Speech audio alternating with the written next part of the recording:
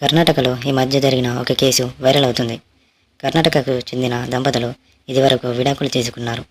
Court వారికి విడాకులు మంజూరు చేసి తన భార్యకి నెలకు 50,000 రూపాయలు భరణం చెల్లించవలసిందిగా ఆదేశించింది. ఆ భరణాన్ని తన భర్త నెల నెలా చెల్లిస్తున్నారు.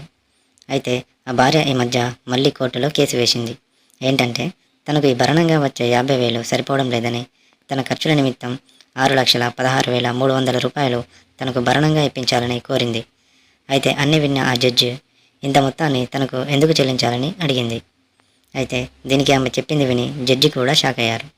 తన మేకప్కి సంబంధించిన వాటికి నెలకు 15,000, ఇల్లు మెయింటెనెన్స్కి 60,000, తన హాస్పిటల్ ఖర్చులకి నెలకి 4 లక్షలు, తిండి ఖర్చులకి 60,000 ఇవ్వాలని కోరింది. ఇవన్నీ విన్న ఆ జడ్జి ఒకటే మాట చెప్పింది, నీకు ఎన్ని ఖర్చులుంటే సొంతంగా పని చేసుకుని సంపాదించుకో అని చెప్పి కేసును కొట్టివేసింది.